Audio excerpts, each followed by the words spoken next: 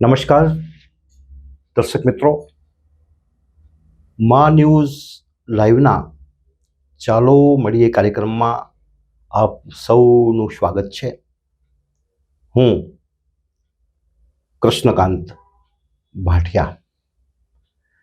આજે આપણે એક એવા વ્યક્તિત્વને મળવાનું છે કે જે પોલિટિક્સ એટલે કે રાજકારણમાં ઘણા લાંબા સમયથી હોવા છતાં ખૂબ જ સાલસ સહૃદય એવું વ્યક્તિત્વ અને કચ્છ લોકસભામાંથી સંસદ સભ્ય તરીકે જેમની કામગીરી એવા પુષ્પદાનભાઈ ગઢવી સાથે આજે આપણે સાક્ષાત્કાર કરવો છે.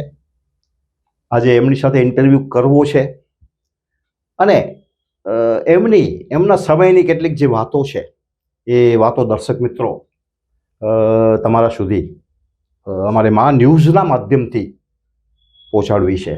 તો પુષ્પદાનભાઈ નમસ્તે સાહેબ. નમસ્કાર. આનંદ થયો મને આજે ખૂબ કે મા આશાપુરા ટીવી ચેનલ જે બહુ જ ખરેખર મને ગૌરવ થાય એવું કચ્છનું કામ કરી રહી છે, એની સાથે ઇન્ટરવ્યૂ દેવાનો મને મોકો મળ્યો. એના માટે રિયલી આઈ એમ થેન્કફુલ ટુ મા આશાપુરા અને particularly you are my friend Krishnakantbhai Bhatia, happen to my good friend since many I think many years. અને મને પણ ગૌરવ છે કે આજે મારે કોઈ દી કલ્પના નહોતી કરી કે પુષ્પદાનભાઈનો ઇન્ટરવ્યૂ અરે મજા આવી ગઈ સાહેબ, બહુ આનંદ. હવે પુષ્પદાનભાઈ, જી સાહેબ. કચ્છના સંસ્કારો, જી હા. તમારા કુટુંબના સંસ્કારો, જી એ સંસ્કારોએ તમારું જે વ્યક્તિત્વ છે જી જી એને કઈ રીતે ઘડ્યું? સાહેબ, એક તો કચ્છમાં જે જન્મ્યા છે એટલે સ્વર્ગાદપી ઘરીયસી માતૃભૂમિ લાગે એટલે કચ્છના માટે ગૌરવ હોય. અને કચ્છનું જે સંસ્કાર છે હવે એ તો આપ તો સુવિદિત છો. અને કચ્છ એક એવું વણખેલાયેલું પ્રદેશ છે કે ખરેખર બહારના લોકોને કચ્છના સંસ્કારો વિશે બહુ ઓછી જાણકારી હતી. કચ્છના મરુ, મેરુ અને મેરામણ જે ઘેરાયેલો પ્રદેશ, એની બોલી જુદી, ભાષા જુદી, પહેરવેશ જુદા અને એક અનોખો પ્રદેશ. આ સંસ્કાર એના અને બીજું કે આ સંસ્કારોનો મને જે વારસો મળ્યો એ મારા પિતાશ્રી સમુદાનજી એ કચ્છ સ્ટેટના રાજકવિ હતા. હવે રાજકવિ હોવાના કારણે ઇતિહાસનો તો એમને અભ્યાસ હોય, ઇતિહાસવિદની એક રાજવી કુટુંબની નજીક, પણ એની સાથે સાથે રાજવી કુટુંબની સાથે જે કોઈ સાહિત્યકારો, ઇતિહાસકારો આવતા એના સંપર્કમાં આવેલા. એટલે મને એ નાનપણથી જ એ ઘરમાં બધો વારસો જાણો, કચ્છનો વિશેની માહિતી મળી, ઇતિહાસ જાણી. એટલે એ સંસ્કાર વારસોના મારા મનમાં એક ધ્રર હતી કે આ કચ્છ એક એવું મુલક છે કે જેનો એના માટેની જો હું ક્યાંય પણ એને ભવિષ્યમાં ક્યારે ઉપયોગી જાઉં એવી મારા મનમાં તે વખતે કલ્પનાઓ હતી. આ રીતનો સંસ્કાર વારસાની તો વાત કરી એટલે કચ્છના સંસ્કાર વિશે વાતો કરવા જોઈએ તો ખૂબ આપણે લાંબી વાતો થાય. પુષ્પદાનભાઈ, એ તમારું જે વ્યક્તિત્વ છે હું તમને વર્ષોથી ઓળખું છું. જી જી. હું કદાચ મારી ઉંમર 22-23 વર્ષની હતી, Right. આજે 75 વર્ષ છે. તો તમારું જે સ્પર્શમય વ્યક્તિત્વ, તમારું જે સાલસ વ્યક્તિત્વ અને જેને એમ કહેવાય કે ભીનું છમ હૈયું, તો તમે રાજકારણમાં પ્રવેશવાનો વિચાર ક્યારે કર્યો? જે અને કઈ રીતે પ્રવેશ્યા? પ્રવેશમાં શું છે, એક તો મેં BA BCom LLB નો અભ્યાસ કર્યો. હા. હવે LLB નો મેં જે અભ્યાસ કર્યો એ વખતે મારી સાથે આપણા ગુજરાત રાજ્યના મુખ્યમંત્રી હતા સુરેશભાઈ મહેતા, એ મારા મિત્ર હતા. કચ્છની અંદર રાજકારણની શરૂઆત મને જે સાંભળે છે એ પ્રમાણે કચ્છની અંદર કોંગ્રેસનો તો દબદબો હતો જ, પરંતુ એ વખતે જનસંઘની સ્થાપના થઈ 1950માં. અને એ 50માં જે સ્થાપના થઈ એમાં વધારે પડતો ભાગ ગાંધીધામમાં લોકો, કારણ કે સિંધથી આવેલા ભાઈઓ હતા, અને માંડવીમાં એની શરૂઆત થઈ. તો માંડવીમાં જનસંઘની શરૂઆત સુરેશભાઈ મહેતા જનસંઘમાં જોડાયા અને અમે બધા એડવોકેટ તરીકે એના સાથે કામ કરતા, એક લાઇક માઇન્ડના હતા. પછી આનંદભાઈ દવે અને એક ગ્રુપ બની ગયું, અને ગ્રુપ બની ગયું એટલે હું રાજકારણમાં એ રીતે જનસંઘનું કામ કર્યું. હવે અમારે જનસંઘમાં કામ શું કરવાનું હતું? એઝ એન એડવોકેટ જનસંઘ ઓપોઝિશનમાં હતું, વિરોધ કરે, પ્રદર્શન કરે, ક્યારેક કેસ થાય તો કેસો થતા છોડાવવાના કામ. એટલે મેં 65માં વકીલાતની શરૂઆત કરી, ત્યારથી કરી અને 75 સુધી હું આ જનસંઘના એક એડવોકેટ, લીગલ સેલના એડવોકેટ તરીકે કામ કરતો. એ વખતે નવા કાર્યકરો હતા એના સંપર્કમાં આવવાનું થયું. અને ત્યારે થયું કે લોકશાહીની અંદર વિરોધ પક્ષ સબળ હોવો જોઈએ વિરોધ પક્ષ સબળ હોય તો એક વાત છે. એ વખતે કોંગ્રેસની સામે એટલી સત્તા હતી કે કોંગ્રેસ સામે ટિકિટ માંગવાનો તો સવાલ ના આવે, પણ ઊભવાનો સવાલ ન કરે. માત્ર એ વખતે જનસંઘની અંદર જે કોઈ અમે કાર્યકરોના કોંગ્રેસમાં ટિકિટ ઉભારતા, એક એની ડિપોઝિટ જાય નહીં એટલી જ મહેનત કરતા. અને એ રીતે હું સંપર્કમાં 65માં જ્યારે હું 65થી 75 સુધી હું કામ કરતો, ત્યારે મને 75માં સુરેશભાઈ મહેતાનો આગ્રહ હતો કે તારે ભુજ નગરપાલિકા લડવી, અને હું નગરપાલિકા ચૂંટણી લડ્યો. અને એમાં મને 5 વર્ષનો અનુભવ થયો રાજકારણમાં આવવાનો, અને એ રીતે મારો પ્રવેશ થયો 1975થી 65 થી 75 સુધી as an advocate of the party. અને આ રીતે પછી તો લાંબી કહાની છે. 75 પ્રથમ મારો એન્ટર થયો હોય તો ભુજ નગરપાલિકાના એમાં હું ટાઉન પ્લાનિંગનો ચેરમેન હતો. એટલે ભુજ નગરપાલિકા ભુજ નગરનું કેવું આયોજન થાય એ બધાને મને અનુભવ થતો ગયો. પુષ્પદાનભાઈ, જીવનમાં તમને વધુમાં વધુ પ્રેરણા આપનાર વ્યક્તિત્વ કયું? મને જો પ્રેરણા મળીને સાચું કહું તો એક મારા સિનિયર એડવોકેટ હતા નટવરસિંહજીભાઈ જાડેજા. નટવરસિંહજી મમ્મુભા જાડેજા, એનું મૂળ વતન નાગરેચા હતું. કચ્છમાં દરબારોમાં આપણે સામાન્ય રીતે માતૃશક્તિના ઉપાસકો હોય છે, પણ એક જ નાગરેચા કુટુંબ હતું, એ લોકો હવેલી પંથના હતા. નટવરસિંહભાઈનું જે કંઈ અભ્યાસ થયો સૌરાષ્ટ્ર થયો, પરંતુ એ એટલા વકીલાતની શરૂઆત કરી રાજકોટમાં, અને લેન્ડ લોસમાં he was considered to be master, revenue master. એટલે એમને જે લેન્ડ રિફોર્મ રાજકોટમાં ત્યાં એમનો એનો અનુભવ હતો. અને કચ્છની અંદર 1958માં જ્યારે ઇનામના મુદ્દારો આવ્યો ત્યારે એની એક રાજકીય મુવમેન્ટ થઈ, અને એ કચ્છમાં આવ્યા. 65માં હું જ્યારે આવ્યો ત્યારે નટવરસિંહભાઈ અહીંયા એડવોકેટ તરીકે હતા, અને મને કહેવામાં આવ્યું કે તું એમના જુનિયર તરીકે જોડા. મારે એમનો કોઈ અનુભવ નહોતો, કારણ કે એમનો સ્વભાવ હતો ને એ થોડોક મને કડક હતો, અને એ રીતે થોડાક ડિસિપ્લિનના બહુ આગ્રહી હતા. તો હું એમની સાથે જોડાયો, અને મને એ વખતે નટવરસિંહભાઈને કચ્છમાં બિચારા મારા શ્રી મદન સાહેબે પોતાના લીગલ એડવાઇઝર તરીકે નિમ્યા હતા, અને સાથે સાથે એમને ગિરાજદારી મુવમેન્ટનું પણ કામ કરતા. એટલે મારે એમની સાથે જોડાવાનું થયું તો મને આસિસ્ટન્ટ લીગલ એડવાઇઝર તરીકે રાખ્યા, અને મારે પણ ગ્રાસદારી એબોલિશનના કેસોમાં જવાનું થયું. ગ્રાસદારી એબોલિશન મુવમેન્ટ કૃષ્ણકાંતભાઈ હતી એ કચ્છ આખા વ્યાપી હતી, અને એમાં ગ્રાસદારો એટલે માટે દરબારો એ નહીં, એમાં દરેક કોમ ગ્રાસદાર ગણાતી. એમાં ગઢવી હોય તો ભલે, જૈન હોય તો ભલે, ભાટિયા હોય તો ભલે, બ્રાહ્મણ હોય તો ભલે, દેખ. અને એ લોકોના મિગર એમાઉન્ટનો વળતર હતો, એટલે બહુ મોટો પ્રશ્ન. એટલે 1965 to when I started up to 1971 સુધી મેં એ પણ, અને એના કારણે મને ફાયદો એ થયો કે સમગ્ર કચ્છમાં મારા એક કોન્ટેક્ટ છે, અને એ ફી તો પણ સવાલ મિગર હતો, પણ મને ખૂબ અનુભવ મળ્યો. અને નટવરસિંહભાઈ પાસેથી મને પ્રેરણા મળી. નટવરસિંહભાઈએ ઇનામના મુદ્દાનો વિરોધ કર્યો ત્યારે એમણે ત્યાં વખતના સત્તા પક્ષના પાસે રજૂઆત કરી કે અમારે આ કાયદો અન્યાય છે. તો ગવર્મેન્ટ તરફથી એમ કહેવામાં આવ્યું કે આ કાયદો ખેડૂતોના ફાયદામાં રહેશે, ગ્રાસદારો નહીં થાય, તમે મત આપતા નથી, તમારું કોંગ્રેસને મત આપણે છે ખેડૂતો. એટલે એમાં કોઈ જાત વાંધો નહીં. પછી મોટી કહાની છે, પણ એ કહાનીમાં ખેડૂતોના ફેવરમાં અને ખેડૂતોને ફાયદો પણ થયો. પણ એ કાયદાને કારણે મારે આમાં રાજકારણમાં આવવાનું થોડું થયું, અનુભવ મળે. પુષ્પદાનભાઈ, તમે જ્યારે પહેલી વાર કચ્છમાંથી લોકસભાના સભ્ય તરીકે ચૂંટાયા, એનાથી પહેલા હું ધારાસભ્ય તરીકે ચૂંટાયા. પહેલા સૌથી ધારાસભ્ય પહેલા તરીકે વિધાનસભા 90 થી 95 વિધાનસભા. 90 થી 95 વિધાનસભામાં, અને લોકસભા 96 થી 2000 4 વખત. તો લોકસભામાં તમે જ્યારે પહેલી વાર ચૂંટાયા હા. ત્યારે કેવી લાગણી થઈ હતી? એ વાત તો મારે પહેલી આ થોડી 90 થી વિધાનસભાને હા કરજો. હા ચોક્કસ. વિધાનસભામાં શું થયું કે હું જ્યારે રાજકારણમાં હતો અને મારો સ્વભાવ પ્રમાણે થોડુંક આગળ જેને કહે કે બહુ ફિટ ન થાય, પણ સુરેશભાઈનો આગ્રહ હતો કે મેં મારી ચૂંટણી લડવી. એટલે મને જ્યારે અમારા ગ્રુપ તરફથી પૂછવામાં આવ્યું લડીશ કે નહીં, મેં એ વખતે ના પાડી હતી. ના પાડવાનું કારણ એ હતું કે હકુમતસિંહજી જાડેજા એ કેન્ડિડેટના કોંગ્રેસ વુડ બી, એટલે હજી ડિક્લેર હતા, અને અમારા બહુ સારા રોજગાર. મેં કહ્યું હકુમતસિંહભાઈ લડે તો હું લડીશ નહીં, લડવાનું. પણ એ વખતે હકુમતસિંહભાઈને બીજાને ટિકિટ આપવાની હતી, ત્યારે મને મારા ગ્રુપ પાર્ટી તરફથી એટલે મેં હા પાડી. એટલે હું લડવાની હા પાડી, અને પછી કોંગ્રેસથી હકુમતસિંહભાઈ પર ટસન હકુમતસિંહભાઈ સામસામા લડ્યા. એટલે અમે બે ક્લોઝ ફ્રેન્ડ અને સામસામે ફર્યા. That was hour royal battle, friendly battle, અને એમાં તે વખતે મને જીત મળી. એટલે 90 થી કરી અને 95 સુધી. કૃષ્ણકાંતભાઈ, મારા મનમાં એ હતું કે કચ્છ એ વખતે એક જિલ્લો હતો, મોટી વસ્તી હતી, શું વસ્તી ઓછી, એરિયા મોટો. કચ્છની વસ્તી ગુજરાત રાજ્યમાં માત્ર 6%, અને વસ્તી 24%, આપણો એરિયા 24%. હવે એની અંદર કચ્છનો વિકાસ હતો, ઉપેક્ષિત જિલ્લો ગણતો. 106 ધારાસભ્યો 182માં, એટલે કોઈ હોય જ નહીં.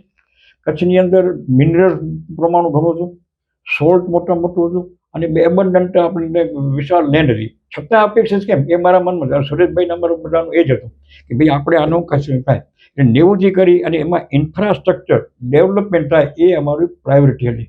હવે ઇન્ફ્રાસ્ટ્રક્ચર એ વખતે રોડ્સના ઠેકાણા નહીં, પોર્ટના ઠેકાણા નહીં, ઉપેક્ષિત જિલ્લો હતો. અને આ રીતે કરતા 90થી કરીને મેં મારી રીતે ટ્રાય કરી તો એની અંદરથી મીઠાનું ખૂબ મોટું વિકાસ કરવા માટેનું મેં ઇન્ફ્રાસ્ટ્રક્ચરનું ડેવલપમેન્ટ કરાવ્યું, રોડનું કર્યું. અને એ રીતે અને પછી જ્યારે હું 96માં ગયો ત્યારે મને કેન્દ્રમાં જવાનું મળ્યું. અને એ વખતે પણ ઇન્ફ્રાસ્ટ્રક્ચર નેશનલ હાઈવેના મેજર આપણને નેશનલ હાઈવે મળે. હવે નેશનલ હાઈવે આપણે જો ખ્યાલ હોય તો ભુજ દિલ્હીથી મુંબઈ જાય છે નંબર 8, એની બ્રાન્ચ એક આવે કંડલા સુધી. પણ કંડલાથી જો એ કદાચ ત્યાં સુધી લખપત સુધી લંબાય તો આખું એરિયા ડેવલપ થાય, રોડ થાય તો. અને એ 4 લેનિંગ રોડ થવો જોઈએ. અને 4 લેનિંગ રોડ થાય એ વખતે સૌથી મને એક અનુભવ આપને કહું કે સુરજબારીનો બ્રિજ એ વખતે 96ની અંદર પડવું જેવી સ્થિતિમાં હતી. અને એ રોડ જો પડી જાય, બ્રિજ થઈ જાય તો કચ્છ ડિસ્કનેક્ટ થઈ જાય અને ફરી આપણે સ્ટીમરમાં જવું પડે.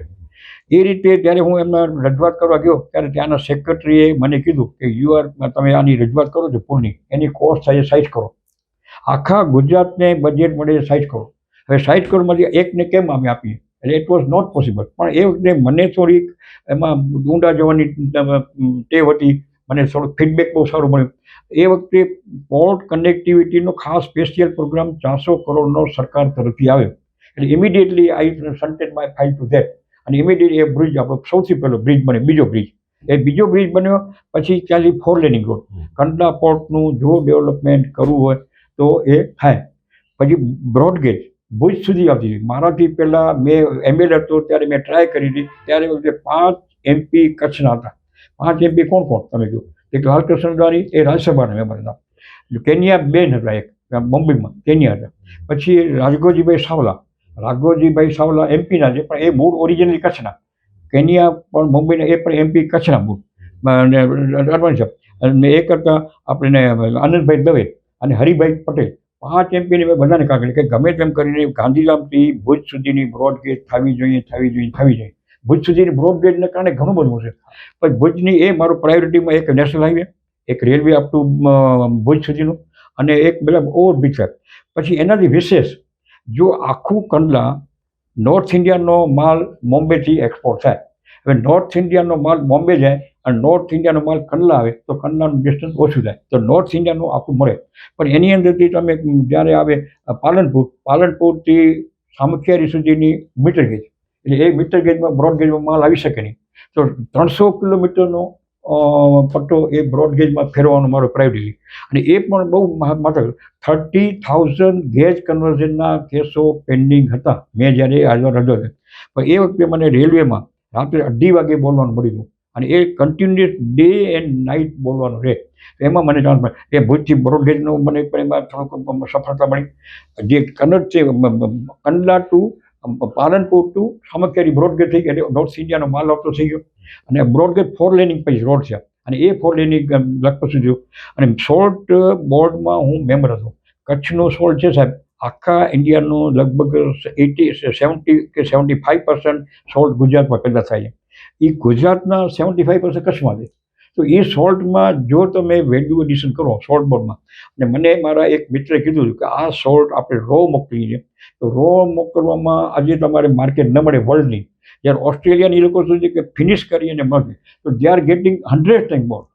એ અહીંયા કને થાય તો એક સોલ્ટ માટેનો અમારો પ્રોજેક્ટ હતો કે એક આપણે સાંતલપુરનો બેટ લ્યો, આ બાજુ ધ્રાંગધ્રાનો બેટ લ્યો, અને આવો જ કચ્છનો વચ્ચેથી મોટું જે એક સોડા એસનું કારખાનું ટાટાએ સૌથી પહેલાં.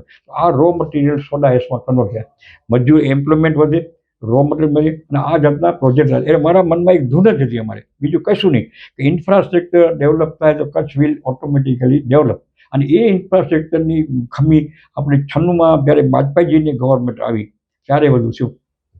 અને આનાથી પછી વિશેષ આપણે એ કહું કે 2001માં આપણો ભૂકંપ આવે, એમાં તો કચ્છનું શું હાલતી આપણે જાણીએ. એક તો કચ્છ ઉપેક્ષિત, કચ્છ ઉપર ભૂકંપની માર 26 જાન્યુઆરી ભરી. બીજી તારીખે એટલે કે 2 ફેબ્રુઆરી હું ને આનંદભાઈ વાજપેયીજીને મળવા માટે ગયા. એટલે વાજપેયીજી પાસે એ પણ પછી કે એક ફર્નાન્ડીસ સાહેબ આવી ગયા હતા, નરેન્દ્રભાઈ મોદી સંગઠનમાં એ પણ અહીંયા હતા. ત્યારે અમે વાજपेयी કીધું કે કચ્છ में जो हुआ वो तो हम अंदर तो नहीं कर सकते लेकिन कच्छ सवाई बनाएंगे. એની અંદર અમારી રજૂઆત છે કચ્છને ટેક્સ હોલિડે મળે. પણ ટેક્સ હોલિડે મળે તો આપણે અહીંયા કનેના કારખાના થોડા આવે, કારખાના કચ્છમાં ના આવવાને કારણે લોંગ ડિસ્ટન્સ ઇન્ફ્રાસ્ટ્રક્ચરમાં તો એ ટેક્સ હોલિડે વાજપેયી આપ્યો અને એના કારણે ઇન્ડસ્ટ્રી શરૂ થઈ. પુષ્પલાલભાઈ, વિસ્તારની દ્રષ્ટિએ ગુજરાતનો મોટામાં મોટો જિલ્લો કચ્છ, અને મને લાગે છે કે આનંદભાઈ દવે પછી રાજ્યસભાનું કોઈ આપણે મળ્યું નથી. રાજ્યસભા એમાં અમે રજૂઆત કરી અમારી પાર્ટી પાસે. એમાં હું કબૂલ કરું કે અમારી પાર્ટીએ જ બીજેપીએ કચ્છને અન્યાય કર્યો છે મહારાષ્ટ્ર સાથે. અન્યાય એટલા માટે કે કચ્છ જ્યારે મર્જર થવાનું હતું 1947માં, ત્યારે કચ્છના રાજાની એક શરત હતી કે કચ્છને સેન્ટર નીચે રાખો તો જ આમાં જોડાઓ, સેન્ટર નીચે. અને શરતને એટલે મારું શું છે, Kutch was a region, Kutch was not a never a district. કચ્છને એક જિલ્લો બનાવી દેવામાં આવે એ બહુ જ મોટી ભૂલ છે. અને કચ્છને જિલ્લો બનાવે છે અને Kutch was a region, Saurashtra region, Kutch region અને ગુજરાત રિજિયન, એ 3 રિજિયનનું આપણું મહાગુજરાત બન્યું. તો આપણી રિજિયનમાંથી ડિસ્ટ્રિક્ટ બની ગયા. હવે ડિસ્ટ્રિક્ટ બની ગયા ત્યારે આપણો આટલો મોટો જિલ્લો, વિસ્તાર મોટો. હવે આમાં બીજી આપણી એક થોડીક આપણી ભાગે એક નબળાઈ કહો કે નબળાઈ કે જે કોન્સ્ટિટ્યુશન બંધારણની જોગવાઈ આપણને અન્યાય કરતા એ રીતે છે કે બેન એલોકેશન ઓફ ફંડ્સ છે ને કૃષ્ણભાઈ, ત્યારે એલોકેશન ઓફ ફંડ્સ છે જે પર કેપિટા એરિયા વિશે થયું. એટલે કે એરિયા વિશે આપણી જે પોપ્યુલેશન છે ગુજરાતની એ માત્ર એ 18 લાખ હતી. અને 18 લાખ એટલે આપણા અને આખી ગુજરાતની 6 કરોડની વસ્તીમાં 3% જ ના આવે, 17-18. એટલે આ 3% વસ્તી અને 24% વિસ્તાર. હવે 24% વિસ્તાર તમે ડેવલપમેન્ટ કરો જ કેમ? થાય જ નહીં. આનું તમને ખબર હોય તો આપણા કચ્છમાં એક મોટામાં મોટી ભ્રમણા ફેરવવામાં હતી, કચ્છ વિકાસ બોર્ડ જોઈએ, કચ્છ વિકાસ બોર્ડ જોઈએ, કચ્છ વિકાસ બોર્ડ જોઈએ.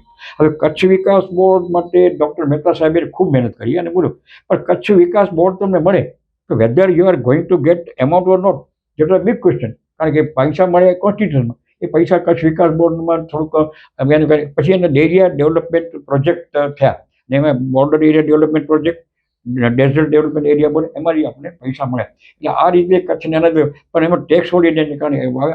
પછી ઇન્ફ્રાસ્ટ્રક્ચર ડેવલપ થઈ ગયું. આજે જે કંઈ કચ્છની પ્રગતિ છે એનું મૂળમાં ઇન્ફ્રાસ્ટ્રક્ચર થઈ ગયા હતા, ટેક્સ હોલિડે મળ્યું, બ્રોડગેજ થઈ ગઈ અને પછી તો આપણે રેકગ્નિશન થયું.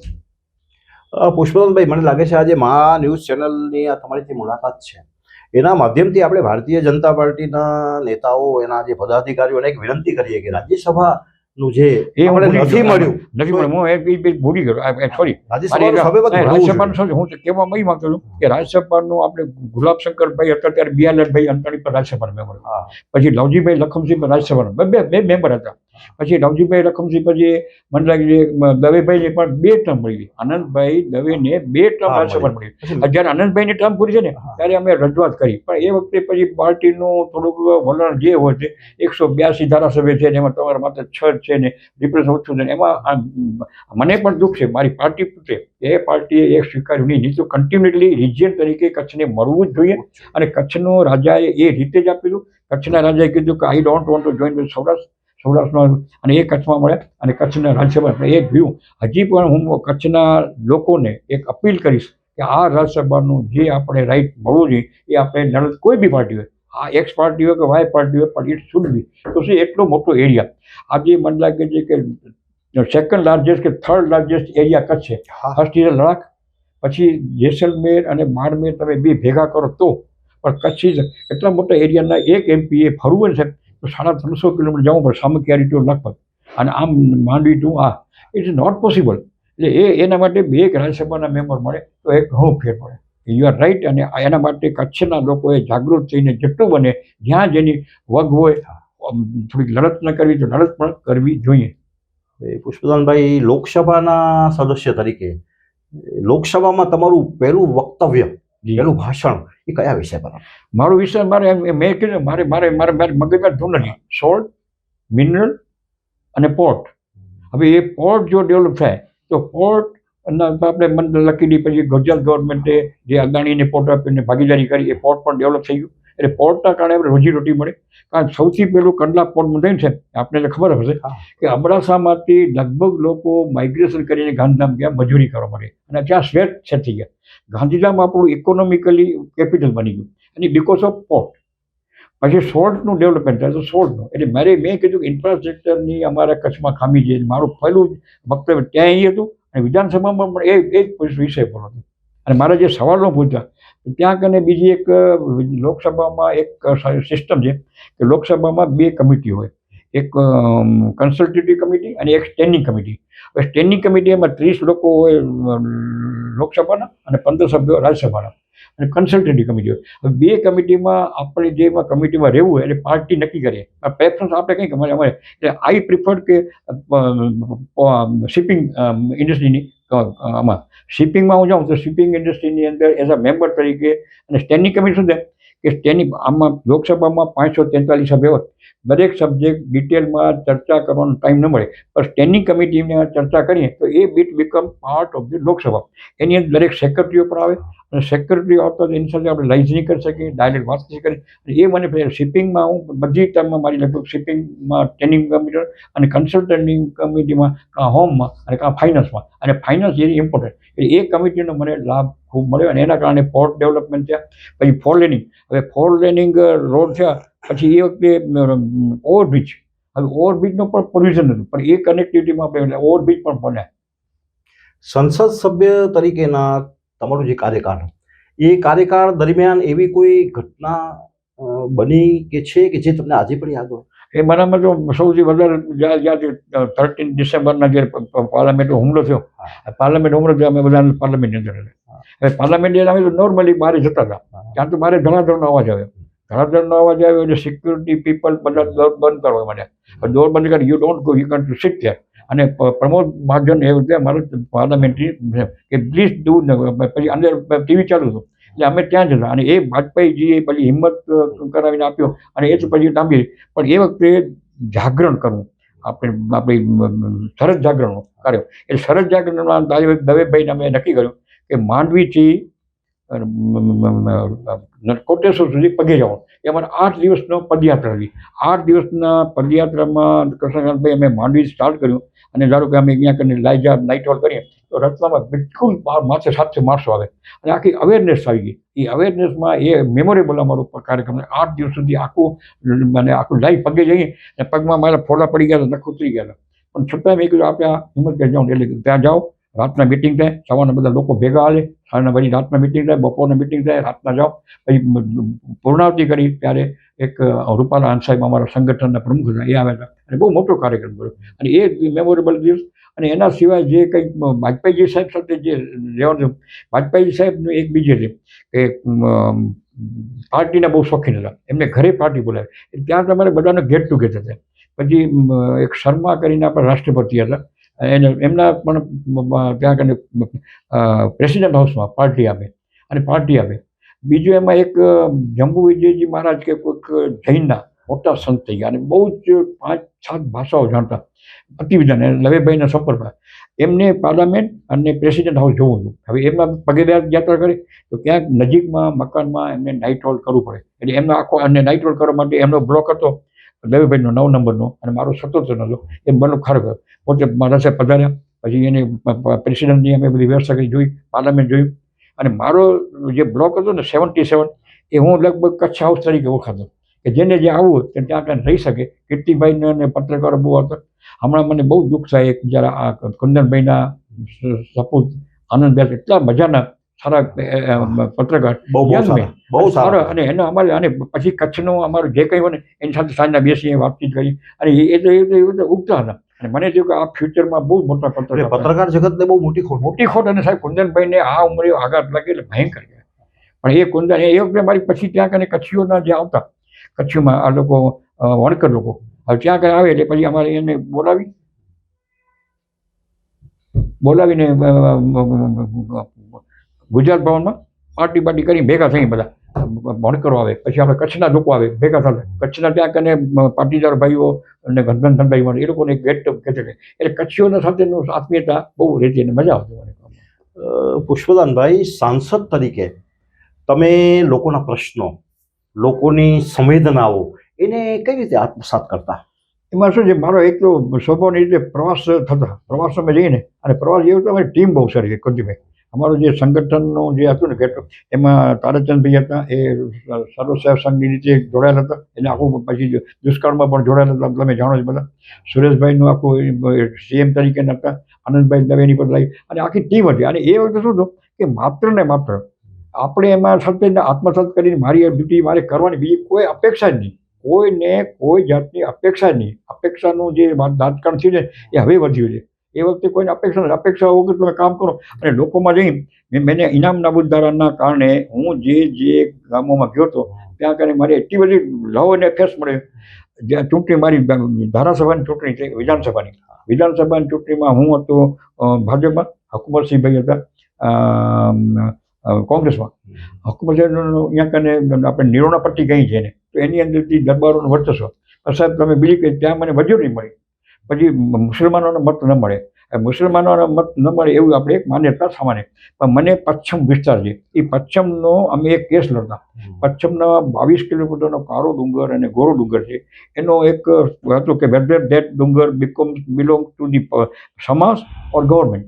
જો સમાજ કોઈ પ્રાઇવેટ પાર્ટીની મિલકત ગણાય કે ગવર્મેન્ટ, એક સવાલ થાય. અને એ કેસ હું લડ્યો અને એ કેસમાં બિચારા મને સમાવો પેટ ખૂબ મત આપ્યા. અને મને જે લોકોનો અફેસ મળે છે ને, હું ખરેખર કહું એડમિટ કરવા જેવો તો પણ કે કોઈ જાતના ખર્ચ વગર ચૂંટી લો. મારા ગામોગામને ખર્ચા લોકો ગામોગામ કરાવી. આપણી પાસે કોઈ એટલા પૈસા નથી એટલી કોઈ બેકગ્રાઉન્ડ, પણ એક મારી પાર્ટી, અમારા કાર્યકરો જનૂનથી લડ્યા છે. ભૂકંપ પછી કચ્છના નવનિર્માણ માટે કેન્દ્ર સરકાર, સેન્ટ્રલ ગવર્મેન્ટની કામગીરી જે હતી એને તમે કઈ રીતે જુઓ છો? કેન્દ્ર સરકારને સાહેબ જે કરવું, વાજપેયીજી સાહેબ એક જે એમને ગ્રાન્ટો તો મળી હોય એમાં, પણ ટેક્સ હોલિડેને કર્યો એક અલાજવાબ છે. એના કારણે મારે ખૂબ સંપર્ક થયો. પછી એના આપણા કચ્છીઓના એક નેચર પ્રમાણે કચ્છીઓએ જ્યાં જ્યાં કેલેમિટીમાં મદદ કરી છે એનો બધાએ મદદ કચ્છને કરી. અને એટલી બધી મદદ હતી ક્યારેક ના પાડવી પડતી કે તમે ના આવો. અને એના સંપર્ક હતા. આ જ્યારે ટેક્સ હોલિડે મળ્યું ને ત્યારે અમે એક ટીમ બનાવી હતી. અમે ટીમ બનાવી ભાજપની ટીમ એ રીતે કે મુંબઈ અમુક જણા જાઉં, મારે અને દવેભાઈ મુંબઈ જવાનું, એ તારાચંદભાઈ જે મદ્રાસ છે, એટલે અમે મદ્રાસ કલકત્તા એક મિટિંગો કરી. ત્યાં કને કચ્છીઓને બોલાવ્યા અને કચ્છીઓને કીધું કે હવે આ એક ડેવલપમેન્ટનો યુગ શરૂ થાય છે, please do come. If you don't come તો you will miss the bus. તો બી આવી જશે, ત્યાં વેક્યુમ નથી રહેવાનું. તો એ રીતે અમે આખી ટૂર કરતા. મુંબઈ જવાનું હોય, કલકત્તા જવાનું હોય, મારે જ્યાં જ્યાં મારી પાર્ટી ત્યાં કને બોલાવી અને એ લોકોને કીધું તમે આવો ઇન્વેસ્ટમેન્ટ કરો. આ જાતની રીતે આપણે ઘણું બધું કામ કરવાનો મોકો મને આ પડે. અને 2000 હું 4 ટર્મ મારી રહી એટલે નેચરલી થાય કે 20 વર્ષ, પણ 20 વર્ષને બદલે મને 14 વર્ષ મળે. કેમ કે 14 વર્ષમાં પહેલો જ વાજપેયી વખતે 96 કરીને 13 મહિનામાં વાજપેયી રાજીનામું 13 મહિને ચાલી. બીજી 98 સુધીની ચાલી, એ અમારી રહી 18 મહિને, 18 ને 13, અને પછીની બીજા 10 વર્ષમાં 5 વર્ષ, એટલે એમ 14 વર્ષ. પણ એની અંદરથી મને જે સંતોષ છે, મને મારી ટીમ તરફી, મારી પાર્ટી તરફી, ગુજરાત ગવર્મેન્ટનું પછી તો 90 પછી અને 96 પછી તો ગુજરાતમાં ભાજપની સરકાર હતી. પછી નરેન્દ્રભાઈ પોતે અહીંયા કને આવી ગયા. નરેન્દ્રભાઈનું ડાયનેમિઝમ, નરેન્દ્રભાઈને એક જ વાત આપણે કહું પેલી કે જ્યારે એમણે રણોત્સવનું 2008માં નક્કી કર્યું ત્યારે હું MP હતો. હવે 2008માં રણનું નક્કી રણોત્સવ એટલે સ્વાભાવિક રીતે આપણને પણ, હું કચ્છી તરીકે કે રણ તરફ આપણે પણ નહોતા જતા. એક મીઠાનો ખારો પણ એમાં કંઈ થાય નહીં, આ પણ ન વેંધાવ શું કરે. પણ નરેન્દ્રભાઈ વિશે કહે મારે આ રણનો ઉત્સવ કર્યો. ઘણા એને કીધું, ટીકા કરી કે આ ફૂલ છે અને તગલખી હુકમ છે, આ મગજ છે કરે. પણ સાહેબ એ માણસનું વિઝન હતું કેવું હતું કે એ માણસનું વિઝન હતું કે આ કચ્છનું જો માર્કેટિંગ થાય તો કચ્છ કેન બી આ સોર્સ ઓફ ઇન્કમ થઈ શકે. અને એને સલાહ આપી કોણે? અબ્દુલ કલામ આઝાદ. અબ્દુલ કલામ આપણા પ્રેસિડેન્ટ જ્યારે પોખરણમાં અણુ ઝાડકો થયો ત્યારે એઝ અ સાયન્ટિસ્ટ સ્ટેટ ત્યાં કરી 1 મહિનો. હવે એને આખું રણનું વિચાર્યું કે આ રણની માર્કેટિંગ કરે તો આનું થાય. બીજું રણ ક્યાં છે? કચ્છમાં. તો એને he try to contact Rajasthan government pickup. નરેન્દ્રભાઈની વાત નરેન્દ્રભાઈ પિકઅપ કરી. નંબર 1, નરેન્દ્રભાઈ જ્યારે કાંઈ પણ નહોતા 67 કે 16 અરસામાં he use to come to રણમાં અને ગુલબેગ પાસે રહી અને આખી રાત ત્યાં રહેતા. એટલે એને આધ્યાત્મિકતાની અનુભૂતિ થઈ. આવું એને કર્યાની રણનું કર્યા. પછી અમારે બધા ટીમ કરી અને પછી તો પછી ધીરે ધીરે આજે રણ ક્યાં છે? હવે એ વખતે આજે ઘણી વખત આવું કામ કરવાથી પહેલાં આપણે ટીકા સહન કરવી પડે. ટીકા સહન કર્યા બાદ પછી એમાં આપણે શક્ય, અને એમાં તમારો નિસ્વાર્થ ભાવ હોય છે. એમાં તમારો સ્વાર્થ ભાવ હોય ને તો એમાં શક્ય ન મળે. આજના રાજકારણનો જે બદલાવ છે એને પુષ્પદાનભાઈ તમે કઈ રીતે જુઓ છો? આજના રાજકારણ મને એવું લાગે છે અમારા વખતમાં નહોતું ને આજે થાય થોડુંક નિસ્વાર્થ ભાવ કરતા સ્વાર્થ મને શું મારું શું, હવે એ મને શું ને મારું શું બહુ નુકસાન કરે છે. અને એમાં આપણો એ ચેપ છે ને એ ચેપ આજે ધીરે ધીરે એમ કહેવાય છે કે power corrupt, absolute power corrupt absolutely. જેટ ડિઝીઝમાંથી જે બચે તો સારી વાત છે, પણ ન બચે તો નુકસાન થવાનું છે બધાને, પાર્ટીને પણ બધાને. અને એ તો હવે અત્યારે આખું આ ફેક્ટર છે કે હવે કોઈ કહે છે કે હમણાં કોઈક એકાદ અધિકારીના માટે જ્યારે રેડ પડી ઈડીને ત્યારે આખી કોમ્યુનિટી કે આના પર અમારો ફલાણી કોમ્યુનિટી છે માટે કરો છો. હવે આ જે ટેન્ડન્સી હાલી છે ને કૃષ્ણકાંતભાઈ, એ અને આપણે જે જૂની પેઢીના લોકો છે એમાં હજી આપણે આ ઘર નથી બેસવું. અને એ લોકોને કહે છે કે હજી તમારી પૈસા હોવા જોઈએ, તમારી આ હોવા જોઈએ તો તમે કરો. આ ચૂંટણીના ખર્ચા આપણે જાણીએ છીએ. પહેલાં ચૂંટણી એમાં વગર પૈસા લડે, હવે આજે ચૂંટણી પૈસા વગર લડાય નહીં. હવે ચૂંટણી પૈસા વગર લડો ચૂંટણી તો તમારે જેવું ડૉક્ટરમાં છે કે ડૉક્ટરની અંદર 35 લાખ 40 લાખ ખર્ચા તો એને પૈસા ભેગા કરવા પડે. હવે આ બધી વાતોનો તો કંઈ અંત નથી, પણ છતાં જે રીતે છે અને હજી પણ તો પ્રમાણમાં સારું છે, માનું કચ્છમાં આપણે સારું છે. રાજકારણના સમાચારો માટે મીડિયા અને સોશિયલ મીડિયા એની કામગીરી કેવી હોવી જોઈએ? એ સાહેબ સોશિયલ મીડિયા તો બહુ, હવે તો સોશિયલ મીડિયા કરતાં પણ આપણે મોબાઈલમાં બધું આવી જાય છે બધા સોશિયલ મીડિયાથી અવેરનેસ ઘણી સારી છે. અને અવેરનેસ સારી રીતે હું જોઉં છું કે મારી પછીની પેઢી, આમની ભાઈની પેઢી અને મારા પોતરાની પેઢી, એને ઇન્ફોર્મેશન ખૂબ મળી ગઈ છે. They are bright, intelligent. પણ ઇન્ટેલિજન્સનો ઉપયોગ તમારે સમાજના સારા માટે કરો છો ખરાબ માટે કરો છો. હવે ઇન્ટેલિજન્સ અત્યારે એઆઈ આવે છે, હવે એઆઈ ક્યાં લઈ જશે વી ડોન્ટ નો. અત્યારે જે વેપન્સ હવે તો તમે ડ્રોનમાં માણસોએ લડવાની જરૂર નથી તો તમે લડી શકો. ફેકમાં તમારે હેક કરીને તો હેકને કારણે જે કંઈ ચીટિંગ તમારે ન મળ્યા હોય, ન તમારી સાથે તલવાર ઉપાડી હોય, ન તમારે લાકડી ઉપાડી હોય, જે કંઈ તમારી સાથે લૂંટ ગમે તે કરી લે. એટલે આવું બધું છે. હવે તો ટેન્ડન્સી છે આ વર્લ્ડની, પણ એમાં ઇન્ટેલિજન્સી ઘણી છે અત્યારના સ્ટુડન્ટ્સમાં. એ લોકોને હવે એજ્યુકેશન પણ ઘણું સારું મળે છે, એનો સોર્સિસ ઘણા છે. એ રીતે આખી જે પદ્ધતિ થાય, પણ એમાં વી હોપ અને એક્સપેક્ટ કરું છું કે હજી આપણે સારા માર્ગે ચાલીએ અને જે સદમાર્ગે ચાલશું, જે તમે થોડુંક તપ, ત્યાગ અને બલિદાન, ભોગ, વિલાસ ને અમન. હવે બે રસ્તા છે. બે રસ્તામાંથી કે પાપ કરતા તું પાછો વળ અને ધર્મ કરતા આગળ. રસ્તા હું બે જાણું તને પોસાય ત્યાં જા. અત્યારે તપ, ત્યાગ અને બલિદાનની જરૂર છે. સાથે સાથે ઇન્ટેલિજન્ટ હોય પણ એમાં ભોગ, વિલાસ અને અમન ચમન પડો તો એનો પણ ભોગ બનવું પડશે. અને એ ભોગ બનવું પડશે એટલે એ તો કહેતો બચ્ચો કહી દા કા દાદા મેં કીધું બચ્ચો દીધો, ભલો કહી દાદા ભલો દીધો, મુખ્યતા કોલા પૂછો. અને એ આખી પણ છતાં એનો ઉપયોગ સારો. આજે પણ કહું છું ઘણા બધા સારા માણસો છે, ઘણા ખરાબ છે. એ ભૂતકાળમાં પણ એવું છે. ભૂતકાળમાં everything was good is not necessary. ભૂતકાળમાં ઘણું ખરાબ હતું અને ઘણું સારું છે. આજે પણ એવું છે. અને એની અંદરથી how you be one has to decide કે how you have to stand with. અત્યારે જોઈએ છીએ આપણે પુષ્પદાનભાઈ કે સંસદમાં ચર્ચાનું જે સ્તર છે એ બહુ નીચી કક્ષાએ અને બહુ ઘટ્યું છે. સંવાદના બદલે વિવાદ. અને હવે શું છે કે right is might is right. Might is રાઇટમાં જેમાં મને જોવા મળ્યું, હું જ્યારે કહ્યું ને ત્યારે એક બિહારનું પોલિટિક્સ અને યુપીનું પોલિટિક્સ એ તમે કલ્પી ન શકો. આપણને અમને 2 કરોડ રૂપિયા જ્યારે ગ્રાન્ટ મળતી એટલે નેચરલી આપણે ગ્રાન્ટ ક્યાં વાપરી તો પબ્લિક યુટિલિટીના કામો હોય, પાણી માટેના છે કે સફાઈ માટે છે કે રોડ માટે. મને મારો એક ફ્રેન્ડ યુપીને મને કીધું અમે શેમાં વાપરી ખબર છે? મને શેમાં? તો મને કે ડેડ બોડી વાન.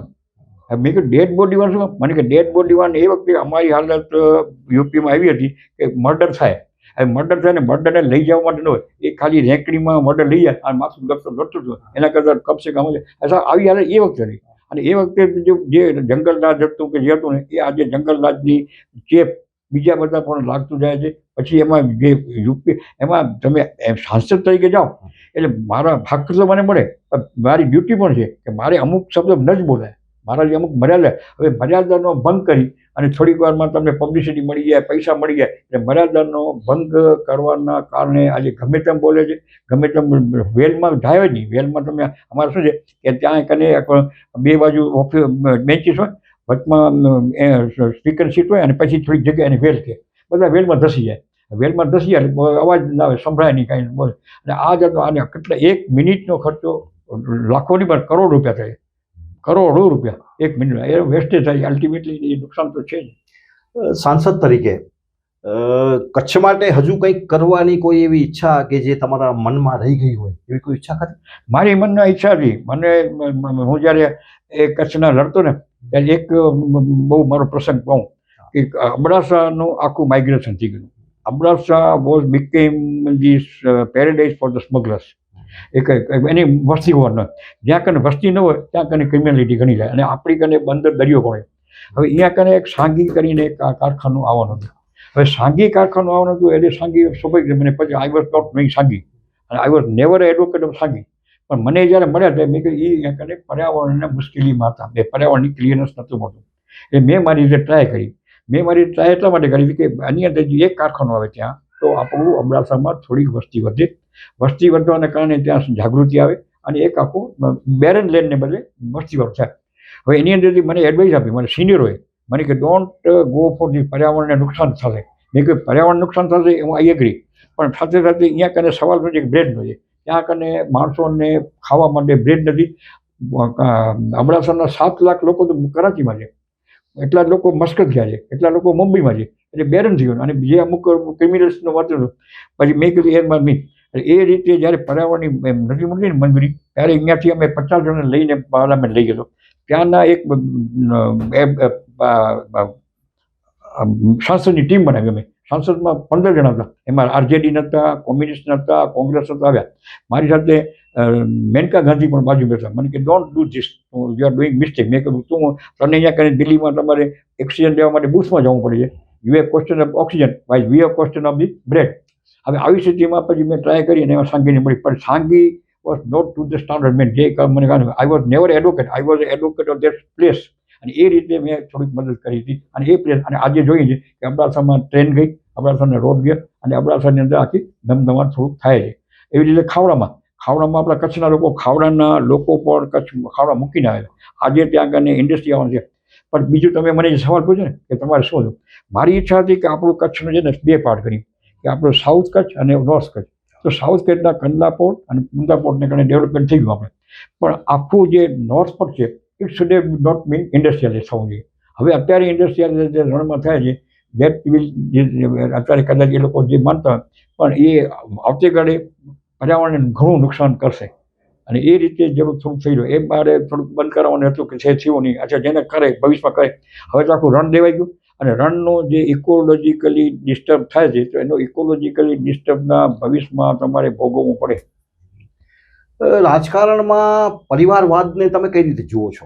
પરિવારમાં તો શું છે, પરિવારવાદમાં તો એક જ આપણા મોટો પરિવાર તો આપણે જે જોઈએ કે નહેરુ ફેમિલીનો પરિવાર એ લોકોને કન્ટિન્યુટી છે. બીજા પરિવાર તો થઈ ગયા છે થઈને એટલે એમાં થાય નહીં. પણ પરિવારવાદમાં જો એના કારણે એના ક્વોલિફાઈડ હોય, એબલ હોય, કેપેબલ હોય તો આવે તો વાંધો નહીં. પણ કેપેબલ ન હોય, એબલ ન હોય અને પછી માત્ર પરિવારના કારણે આવે એ રીતે બરાબર ન કહેવાય. બાકી પરિવારવાદમાં તમે એ કંઈ એવોઇડ કરી શકો એવી સ્થિતિ નથી. આજે બીજા બધાને ઘણા છે. શરદ પવારની ફેમિલીની છે, રાજુના ફેમિલીમાં એ છે, બીજા ઘણાના ફેમિલીમાં એ છે, આજે ઘણા ચેન્નાઈમાં ફેમિલીમાં એ છે. અને પરિવારવાદ માત્ર આપણે એક જ પરિવાર દેખાય છે, બીજા પરિવાર પર ઊભા થાય. હવે એ હ્યુમન સાયકોલોજી છે અને થોડુંક મને થાય કે આ મારો પોતાનો છે એવી રીતે કરતા હોય. બાકી એ થવું ન જોઈએ. થવું ન જોઈએ એમ નહીં પણ માત્ર કેપેબિલિટી હોય તો હી ઇઝ ફિટ. કેપેબલ ન હોય અને માત્ર પરિવારનો છે અને કેપેબલ હોય તો એ કેપેબલ ના આવે એ પણ બરાબર ન કહેવાય. એટલે આના બધાના ગુણાકાર ભાગાકાર થયા નથી. અમારા કવિ કાકબાબુએ ગુણતા ભાગતા ભાગતી મેળતા છેવટે શૂન્યતાનો સરવાળો એના ગુણાકાર ભાગાકાર કોઈને થયા નથી અને થશે નહીં. આ બધા સવાલો છે ઘણા બધા અને સવાલને આપણે કરી શકીએ નહીં. હવે છેલ્લા લગભગ 30 વર્ષથી ગુજરાતમાં બીજેપીની સરકાર છે, સેન્ટ્રલમાં પણ આજે બીજેપીની સરકાર છે. હું ભુજ નગરપાલિકાની વાત કરું તો છેલ્લા ઘણા વર્ષોથી બીજેપીનું શાસન છે. તો હજી કચ્છના કેટલાક ઔદ્યોગિક પ્રશ્નો છે, પાણીના પ્રશ્નો છે, હવાઈ સેવાના પ્રશ્નો છે, રેલવેના પ્રશ્નો છે, બરાબર, ખેડૂતોના ઘણા બધા પ્રશ્નો છે. તો એ પ્રશ્નો હજી પણ કેટલાક વણ ઉકેલ્યા છે. તો એના માટે શું કરવું? એનો અર્થ આપણો 3 એક્ઝિક્યુટિવ, લેજિસ્લેટિવ અને જ્યુડિશરી. હવે એક્ઝિક્યુટિવ છે ને એ આપણા પ્રોટેક્શન એટલું બધું છે કે એક વન્સ યુ એપોઇન્ટ તો વિધાઉટ નોટિસ કે તમે ટર્મિનેટ ન કરો. એટલે બ્યુરોક્રેસી જે છે ને એ બ્યુરોક્રેસીની અંદર જે ખાના ખરાબી આવી ગઈ તમારે કોઈ ઇમ્પ્લિમેન્ટેશન ગ્રાન્ટો મળે છે અલ્ટિમેટલી કામ કરવું એ બ્યુરોક્રેસીને બ્યુરોક્રેસીની અંદર જે કંઈ અત્યારે આપણે ચેપ લાગી ગયો છે જોઈએ છે એ ચેપ નથી કરતા પછી એક વખત નોકરી મારી ગયા એમ હું જ્યારે ગયો ને ત્યારે અમને એક ભાઈએ એક આગળ કહ્યું કે હાર્ડલી 4% ગવર્મેન્ટ સર્વન્ટ છે આખા ઇન્ડિયાના 140 કરોડ 4%, 5%, 10% છે. હવે એ લોકોને એટલી બધી એશ્યોર્ડ સર્વિસ છે કે વન્સ યુ આર એપોઇન્ટેડ તો તમે કામ કરો કે ન કરો. સાહેબ એવા દાખલા છે કે એક વખત જ્યાં ડ્યુટીમાં જાય નહીં ને પગાર લે શું કરે. અને આ વાતની ઘણી બધી છે. એટલે એક્ઝિક્યુટિવ ઉપર જે કંટ્રોલ જોઈએ લેજિસ્લેટિવનો એ લેજિસ્લેટિવનો કંટ્રોલ નથી અને લેજિસ્લેટિવ એને કાંઈ કહી શકતા નથી. લેજિસ્લેટિવને અને એ આખું બહુ મોટું જટિલ છે. એમની અંદર જો કેપેબલ ઓફિસર કે મિનિસ્ટર આવી જાય તો હી કેન ગેટ ડન, પણ ના આવે બીજો તો પછી થતું નહીં. એટલે આપણે અહીંયા મ્યુનિસિપાલિટીની તમે વાત કરી તો આપણે મ્યુનિસિપાલિટીનો આપણે રઘુનાથજીનો શું આપણે પુલ હવે એમને પડે છે આપણા બે ત્રણ પુલ પડે અને એની અંદરથી પછી મિલીભગત થઈ જાય. કોન્ટ્રાક્ટરો મળેલા હોય પછી કોઈ નોટિસ કરે પછી એકાદ કેસ કે કોર્ટ કેસ કરે એટલે ડિલે થાય અને તમે એક્ઝિક્યુટ ન થાય. એટલે આવું તો એક્ઝિક્યુટિવનો જ્યાં સુધી કંટ્રોલ લેજિસ્લેટિવ નહીં લે ત્યાં સુધી આ પ્રશ્નનો નિકાલ થવો બહુ મોટો અને અઘરો પ્રશ્ન છે. હવે પુષ્પદાનભાઈ મારે એક અઘરો પ્રશ્ન પૂછવો તમને કે કોઈ પણ પ્રતિનિધિ હોય નગરપાલિકાનો હોય વિધાનસભાનો હોય જિલ્લા પંચાયતનો હોય કે લોકસભાનો હોય એ પક્ષને વફાદાર રહેવો જોઈએ કે પ્રજાને વફાદાર રહેવો જોઈએ? ફર્સ્ટ પ્રજાને જ વફાદાર રહેવું જોઈએ. પ્રજા શું કે ultimately you are vote for vote. આપણું લોકશાહીની અંદર જે કંઈક સરકાર છે એ રિપ્રેઝેન્ટેટિવ સરકાર છે. કોઈ રાજા તો છે નહીં. Representative elected member. હવે elected member representative of whom they are people અને અલ્ટિમેટલી પીપલના વેલફેર માટે જે કામ થાય એ પ્રાયોરિટી હોય છે. પક્ષની નો ડાઉટ પક્ષની એની જે આઈડિયોલોજી હોય આઈડિયોલોજી સાથે આઈડિયોલોજી કરવું જોઈએ પણ અલ્ટિમેટલી એને પછી વર્ષા ચૂંટાયા પછી એને કોઈ ભેદભાવ નહીં હોવો જોઈએ. પછી હું તને કે મને મત નથી દીધા માટે એનું કામ ન થાય એને નુકસાન થાય એ જાતની વેરવૃત્તિની મેન્ટાલિટીની પણ ઘણું નુકસાન કરે. અને લોકશાહી અને આ લોકશાહીના કારણે આપણા કેટલાક ક્રિએટેડ પ્રોબ્લેમ છે. આપણા ઇન્ડિયાની અંદર બધા પ્રોબ્લેમ ક્રિએટેડ પ્રોબ્લેમ પણ છે આના કારણે. હવે એક જણો એક કોઈ વાક્ય બોલી જાય એના કારણે બીજે દિવસે બીજું મોટું ખબર થાય નિવેદનના કારણે. એટલે આ પ્રજાનું હિત થાય પ્રજાના કલ્યાણ થાય. વેલફેર સ્ટેટની આપણી જે બંધારણમાં જે એ વેલફેર સ્ટેટ અને બધા અત્યારે તમે જે કહો છો બીજી મને દુઃખ લાગે આખા ઇન્ડિયાનું વાતાવરણ જોઈએ તો આપણી જેટલી ટોટલ વેલ્થ છે એ 20% વેલ્થમાં 80% માણસો છે અને 80% વેલ્થ 20% પાસે છે. અલ્ટિમેટલી 20% 80% વેલ્થ એ માત્ર 20% are having while other 80% we are have to રમવું. હવે આજે જે રીચ છે એ ઓવર રીચ થશે. ઓવર રીચનું ડેમોક્રેસીની વોઝ નેવર થોટ.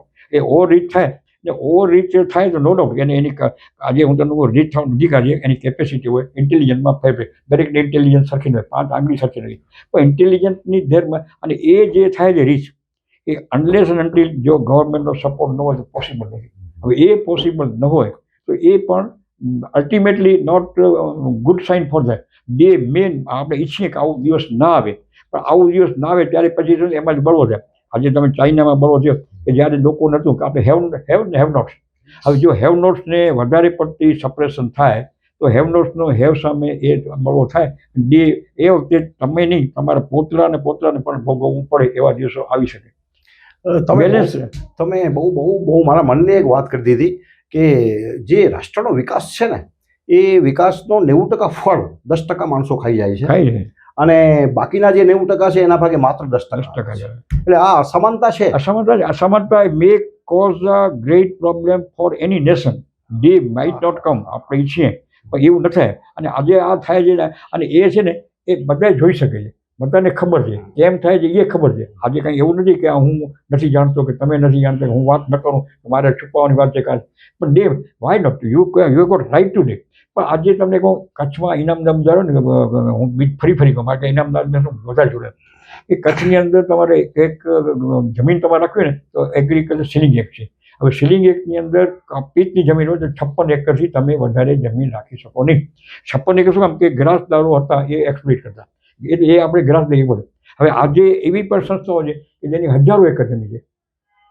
1000 એકર જમીનમાં આખો માઇલો ને માઇલો જમીન થાય. હવે માઇલો જમીન તમે આપી દો એ ગવર્મેન્ટના કન્સેશન મળે અને એ જમીન તમે પછી ઊંચા ભાઈ બીજાને આપો. હવે એ વોટ ઇઝ વાય ધીસ ગ્રાસદારી was abolish why not this. આજે તમે પછી બીજું કે તમે ખેડેની જમીન, હવે ખેડેની જમીનમાં ખેડનાર હતા તો એક માલિક બની ગયા. હવે એ માલિક બન્યા પછી એ ખેડનાર બીજાને ખેડ આપે છે. આ લોકો ત્યાંથી આપણે આદિવાસી આવે છે, આદિવાસી ખેડે છે, તો મને હું ખેડતો નહોતો, મને જમીન રાખવાનો નથી કરતો, તો એની જમીન થઈ જાય. એટલે આવા તો ઘણા બધા છે. એટલે આ બધા પ્રશ્નો મેં કમ કે આવું થશે, આ થાય નહીં, એના માટે જો બેલેન્સ રાખે ને તો સારું છે. અદરવાઇઝ આજે કદાચ કોઈ બોલે નહીં, અને હવે આ બોલું ને એટલે એમાં પણ તમારી થાય કે આ બોલે છે આમ છે ને શું. હવે આ હકીકત છે, આ કંઈ મારી કે તમારી વાત નથી, પણ આ બધું થાય. પુષ્પદાનભાઈ, આપ ભારતીય જનતા પાર્ટીના સન્માનનીય નેતા છો, તો આજે જ્યારે આપણે તમારો ઇન્ટરવ્યૂ કરીએ છીએ તો તમે આ ક્ષણે આજની ઘડીએ કચ્છની જનતાને અને કચ્છના નેતાઓને શું સંદેશ આપશો? હું તો એમ કહું છું કે કચ્છ એક એવો પ્યારો મુલક છે, મને બધાને હોય, પણ એક પ્યારા મુલકને હજી પણ આપણે આમાં ઘણું કરી શકીએ એમ છે, ઘણું થઈ શકે કચ્છ. અને કચ્છની અંદર સાહેબ, એમાં કચ્છની અંદર જેટલી જમીન આજે મળે છે એટલી જમીન દુનિયાના કોઈ પાર્ટમાં નહીં મળે.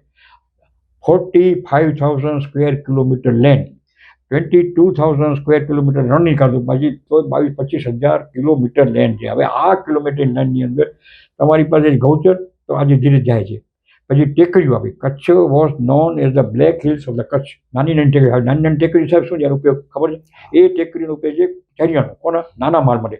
આપણી પાસે 8 લાખ મોટો માલ છે, એ 16-17 લાખનો નાનો માલ છે કચ્છની. બકરા ઘેટા. હવે બકરા ને ઘેટા ટેકરી ઉપર ચડતા. હવે બકરાની ઘેટા ટેકરીઓ આજે ખવાતી જાય છે. મોટી મોટી જમીનોના કૌભાંડો થતા, ગૌચરો જાય છે. હવે આ જે થાય છે તો મારી વિચાર છે કે કચ્છે બહુ જે ગામમાં જે લોકો હોય એને મારી વિનંતી છે કે તમે તમારી ગૌચર બચાવો. ગૌચર બચાવવા માટે તમારે 100 ઢોરે 40 એકર જમીન લેન્ડ રેવન્યુના રૂલ્સ પ્રમાણે રાખવી જોઈએ મળે. એ 40 એકર જમીનની તમારા ગામમાં તમે જોઈ લો કે તમે એને ઇયરમાર્ક નકશો છે કે નહીં. ઇયરમાર્ક નકશો છે તો પછી તમે એની બાઉન્ડ્રી બનાવી છે કે નહીં. બાઉન્ડ્રી બનાવો, અને એ ગામના લોકો જ્યાં સુધી નહીં જાગે ત્યાં સુધી આ શક્ય નથી. ગામની અંદર 2 બળવાન માણસો હોય એ બધાને દબાવે, એમાં પણ ગામને સમજાવી અને બધાને કરવું છે. પછી જ્યાં કોઈ ગામની અંદર આપણા ગામના વિચાર વિરુદ્ધ કાંઈ પણ કોઈ નવું ડેવલપમેન્ટ છે તો એને એ લોકોએ ગવર્મેન્ટે કન્સલ્ટ કરવા જોઈએ, અને કન્સલ્ટ કરવા માટે ઉપર એનો પણ વિરોધ થાય. એ વિરોધ કરીને પણ આપણે કરવું જોઈએ. ગૌચરના માટે ખૂબ જાગૃતિ હોય, કારણ કચ્છની અંદર જે હમણાં છેલ્લા ડેરી, હવે આપણને ડેરી સૌથી છેલ્લી મળી. હું તને કહું નકર આણંદમાં કાંઈ એટલા પશુ જમતો, પણ આણંદના ડેરીને કારણે ત્યાંનું ખેડૂતોને ફાયદો થયો. મહેસાણા ડેરી, આપણી લાસ્ટમાં ડેરી, હવે ડેરી મળી તો આપણે ફાયદો છે. એ ફાયદો એટલા માટે છે કે એ ફાયદાને કારણે રોજના તમને રોકડા પૈસા મળે છે, ખેતીની પૂરક આવે છે, અને આજે ખૂબ સારો ફાયદો, માલ વધ્યો છે આપણે. હવે એ માલ વધે તો જમીન પણ તમને જોશે, એ જમીન માટે તમારે જાગૃત થવું જોઈએ. પછી કચ્છનું પર્યાવરણ જે આપણું થાય છે એને પણ તમારે બચાવવું જોઈએ. અને પાણી સંગ્રહનું જે કોઈ પ્રાઇવેટ સંસ્થાઓ કામ કરી એને ખૂબ અભિનંદન, કે પાણી બચશે, અને એના માટે જે હજી ઘણા બધા પ્રયત્નો થઈ શકે. પછી આપણું દરિયાનું પાણી મીઠું કરવાનું પણ જો એ વાયબલ થાય તો ભવિષ્યમાં એ પણ કરવું જોઈએ. આજે કચ્છની અંદર આટલી જમીન, આટલું પાણી, આટલી સારી વ્યવસ્થા, હવે તો બધા સોર્સિસ ઘણા છે, ઇન્ટેલિજન્ટ ઘણા છે, તમારી પાસે સાધનો ઘણા છે. તો એ કચ્છના જનતાને વિશે કે આપણે કચ્છ બતાવીએ સાથે રહીને, અને કચ્છનું આપણે માટે કચ્છની બહારે ગયેલા જે આપણા ભાઈઓ છે એમને મારી વિનંતી કે આપ થોડુંક પણ કચ્છ પ્રત્યે ધ્યાન આપો જ છો તો વધારે ધ્યાન આપો. તમારી બુદ્ધિનો, તમારી શક્તિનો, તમારી સાધનનો લાભ મળે. અને કચ્છની અંદર અત્યારે જ્યારે તમારી કને કચ્છની ઇકોનોમી સારી થાય છે તો ઇકોનોમી સારી થયા પછી તમારે પદવી મળે, પૈસો મળે, પછીનું શું? તો પછીની અંદર જે આપણું કલ્ચર છે, કચ્છનું કલ્ચર અનોખું છે. કચ્છનો કલ્ચર જે સંસ્કાર વારસો છે, it was never similar akin to Gujarat, it was akin to Sindh. સિંધનું અને કચ્છનું કલ્ચર આપણું એક છે. કચ્છની સંસ્કૃતિ જો હોય તો આપણી સામે કોના સાથે? હવે એ સામે સંસ્કૃતિ આપણું જે કચ્છી બોલી, કચ્છની લોકવાર્તાઓ કરી, સાહિત્યનું, તો સાહિત્ય માટેનું પણ જો વ્યાપ વધે તો તમને એક મનમાં એક ઉર્જા મળે છે, આનંદ મળે છે, ચેતના મળે છે, અને એ ચેતના જાગૃત થાય, કલા વારસો વધારે વધારે થાય, અને કલાને જતન કરે. જે આપણા પાવા, જોડિયા પાવા છે, એ ચંગ છે, મોરચંગ, અને ભૂરા લાલા જેવા આજે વિશ્વવિખ્યાત થઈ ગયા. ગીતા રબારી આપણી દીકરી આગળ વધી. આનું કલ્ચરનું પણ ડેવલપમેન્ટ થશે. એ કલ્ચરના કારણે તમને માનસિક શાંતિ મળશે, નિજ આનંદ મળશે. નિજ આનંદ મળવાનું એનામ નિજ આનંદ મળે, શાંતિ મળે. પૈસો મળે એટલે સુખ મળે, પણ શાંતિ મળે કે નહીં ઇઝ અ બિગ ક્વેશ્ચન. તો શાંતિ મળે એના માટે પણ આપણી કલ્ચર જે આપણો વારસો છે એને જતન કરવું જોઈએ, એને પ્રમોટ કરવું જોઈએ. પ્રચાર પ્રસાર કરવું જોઈએ. અને આ સંવર્ધન એક સાહિત્યમાં ઇન્ટરેસ્ટ લે, ગૌચર જમીનો બચાવે અને કચ્છને પર્યાવરણને બચાવવા માટેનું આપણે કરીએ અને પાણીનું જતન કરીએ. આ મારી 4 વિનંતી કચ્છના લોકોને ખાસ આપના માધ્યમથી માં આશાપુરા જે અત્યારે એક સારી એક પદ્ધતિથી તમે કામ કરો છો અને જે પોતે ક્વોલિફાય છે, તો એ તમારા માટે તમે તો ટીચર રહી શક્યા છો, તમે આ ગામને જાણ્યું છે, તમારે આજે તો એ માધ્યમથી આપણે કચ્છના લોકોને આજને મારે ને તમારે કચ્છમાં રહેવું છે. જન્મ્યા કચ્છમાં છીએ, મરશું અહીંયા કને. મારા દીકરાઓ પણ અહીંયા રહેશે અથવા બહાર જાય, પણ તો કચ્છ મારું વતન છે અને એ કચ્છનો વતન આપણો ભારત વતન છે. પણ એમાં કચ્છ આપણે જે પ્રદેશમાં છે એની મારી ફરજ છે, તો એ ફરજ હું બજાવું. મને મારો હક જેટલો વાલો છે ને એટલી જ મારી ફરજ માટે મારે સાવધાન રહેવું પડે. Duty and right both are the parallel roads. If you are only concerned with the right and duty you neglect karo, that is not permissible. It should not be. You have to do your duty as a citizen. You do it your duty and as a duty તરીકે જે તમારે કરવું એ કરો. ધન્યવાદ પુષ્પદાનભાઈ.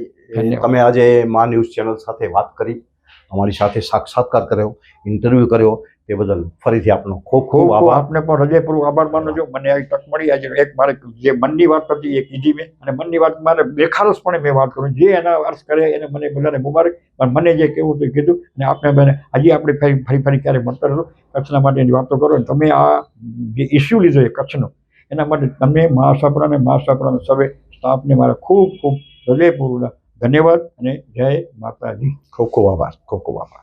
અને ચાય by પીવું થોડી.